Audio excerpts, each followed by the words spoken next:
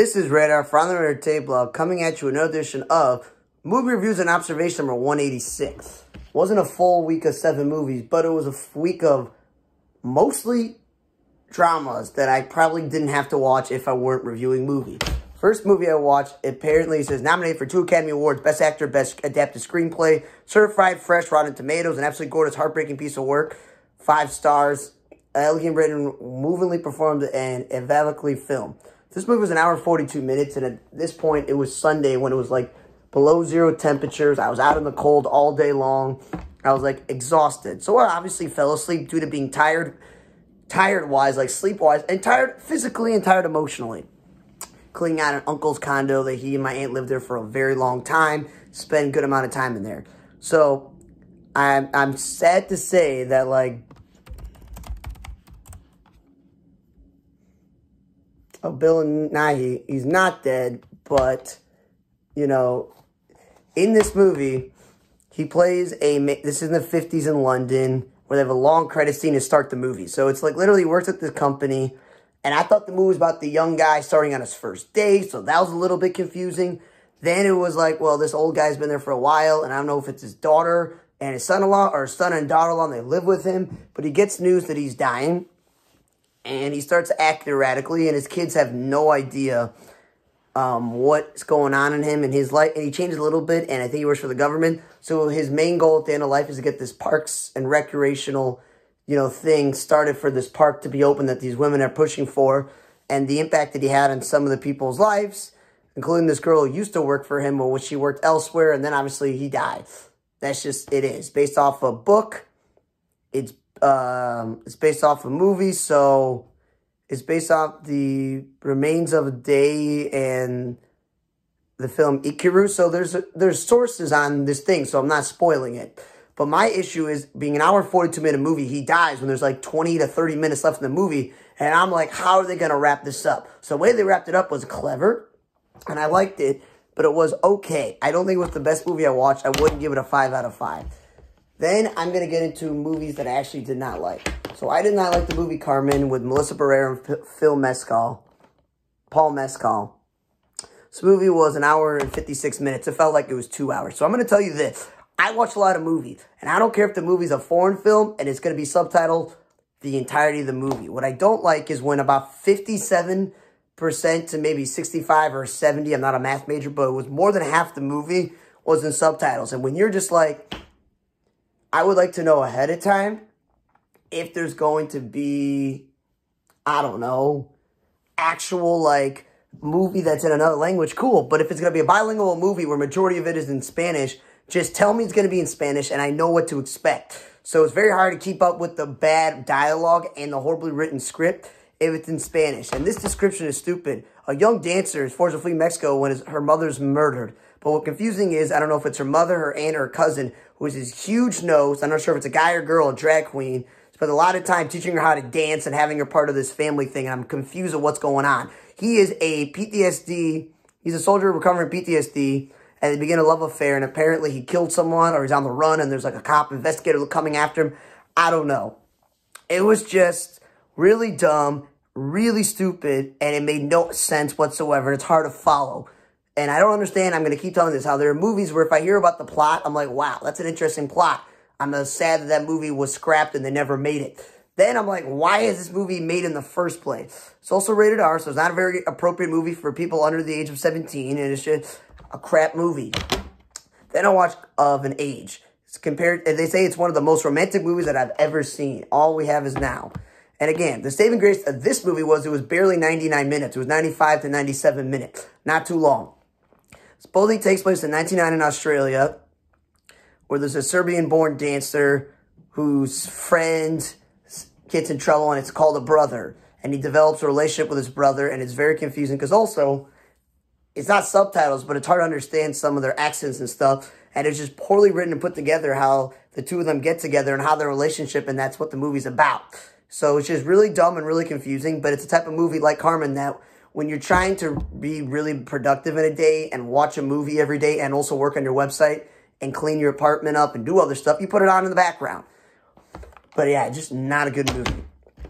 And then I'm going to get to the last movies that I watched. The last 3 movies I watched that were actually, like I said, Living wasn't bad, but it's not a movie I'd run to watch. But The Whale, everyone's saying it's a soulful, Oscar-rated performance that'll blow you away, makes it more than central viewing. It's some kind of miracle. And this is based on a true story of a reclusive English teacher who tries to reconnect with his strange daughter. It's based on a play by Samuel D. Hunter. And it's an hour and 56 minutes with credits. It's closer to an hour and 52 to 53 or 54-minute movie. It wasn't almost 2 hours, under 2 hours. And I'm a huge Brendan Fraser fan. This movie is kind of synonymous with how he was up there doing The Mummy, Looney Tunes Back in Action, and all this stuff. And then he kind of like disappeared, battled depression or whatever it was.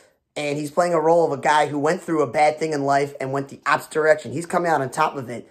Being in this movie, having a short-lived TV show called The Professionals that I watched, and being in Teen Titans, Doom Patrol universe on, DC before it moved over to HBO as, like, Robot Man. Like, he's living his best life right now.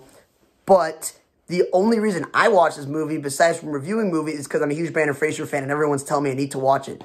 I felt it was way too long. It was kind of dragged on. I'm confused that his gay lover was this Asian girl's brother who was from this church and didn't want to be in the church because he was married and was gay, whatever, and how the whole relationship he has with his ex-wife and his daughter and how she's a horrible person, and this person who's supposedly from that church is in the movie. It was kind of random, some of these characters and how they were interacted, but it was okay. It's not the worst movie. I'm going to call it a in the middle of the lane movie. It wasn't the worst movie I watched, and it wasn't the best movie I watched. It's a watchable movie if you want to sit through an hour and 57-minute drama with Brendan Fraser acting for his life. Like, that was really good movie for him. Like, he deserves every single praise for putting on a fat suit and being this guy. Movies that actually, like, were not too long and not too boring were movies that were exciting. Polite Society. This, Pakistani or, Middle Eastern, Indian, whatever it is, Hindu movie where it's a mix of martial arts and adventure movie with science fiction and fantasy and drama and comedy. I thought Polite Society was really one of the better movies I watched. So it's a PG-13. It's an hour and 44 minutes with credits, so it's closer to an hour and 40 minutes. So it's 90-something minutes to a 40, so it's not too long. It's PG-13, so teenagers can watch it. I thought it's pretty cool because literally this girl is starting martial arts. She wants to be a stunt woman. Her parents are like, yeah. Her sister's an art sister. Yeah. And they're just a regular middle-class family. And she has her friends, but she gets bullied on, and I can attest to that. I get bullied even at age 31 at my current job, so it's another story. But I can relate to the character, and it's a weird thing where her sister all of a sudden drops out of art school and starts dating a guy, and then now they're engaged, and her sister thinks there's something wrong with that. My sister is destined for greater things than to be a wife, right? So she's afraid that it's bad, and she's got all these things of, like, why it's going to be bad, but no one believes her. So the whole movie is her to pull off a heist to save her sister from this guy and his mother. The thing that confused me was the woman's parents, rich and famous, that every person in the community did their bidding for them or had to be at their parties or be in love with them. Like, oh my God, we got to help this family out. Or is it that her husband was a part of the community? I don't know. It's very confusing because she's a single parent. I don't know how she made this money. It makes sense that her son has money because her son is a doctor, a female doctor, whatever you want to call for it. But it was a weird a little bit, but overall, I liked the whole idea of her trying to save her sister and being a stunt woman. I thought it was a really good movie. I don't want to give it the ending away. I don't want to give a lot of the details, but it was pretty good. Then I watched a film by Guy Ritchie, Operation Fortune, Rusty Guerriere. And first things first, you get me with Jason Statham. 99% of Jason Statham movies I'm going to watch. Even if he's a bit piece in the Fast and Furious franchise, if one of the other Guy Ritchie movies I watched that to do maybe with the Garbage Men or something, I can't remember, wasn't really well put together. But when you get Hugh Grant as a bad guy, you get Carrie Ellis as the head of the operative group, get Josh Hartnett playing a rich, actor that you don't like. Aubrey Plaza's playing a tech weirdo. She plays a weirdo lot of roles. She does that very well. I thought, wow, this is a pretty good movie, and I really forgot who's playing, like, Carrie Ellis's boss. But again, hour 50-something minute movie with credit. It's your typical action, adventure, espionage, spy movie where Carrie Ellis runs a team, and Statham is part of his team, and they have a mission. And problem with the mission is, people on his team have been recruited by the other guy, and they got to deal with the other guy who runs his own team. So they have to use Aubrey Plaza.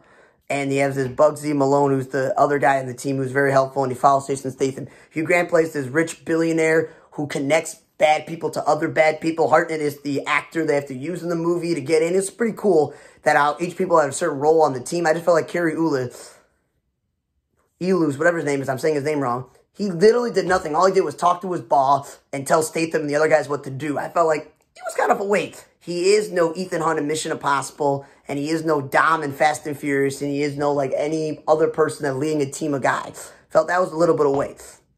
I'm just a huge Hugh Grant fan, so it's odd to see him as a villain, but he already was a villain in Paddington, so I had to get over it. And again, pretty good espionage movie. I've noticed I knew some of the other actors in the movie, so it's not bad. I liked it. Wasn't the best movie I watched, wasn't the worst, because I've mentioned some Guy Ritchie movies that have been bad. But you get me with the cast, you get me with an interesting plot to try to save the day. I'm like, that's pretty darn good. So between Operation Fortune and Polite Society, two quote-unquote action movies, I thought, hey, I lucked out.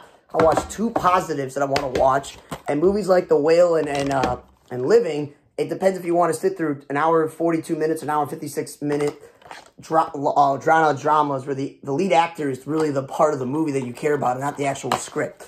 But they need to burn every copy of the movie Of an Age and burn every copy of Carmen. So it's not in any country, Australia or Mexico. Just get rid of it, okay? Thanks again for listening to another show of Movie Reviews Observation number 186. For On the Radar Entertainment Blog, I'm Radar. See you guys next time.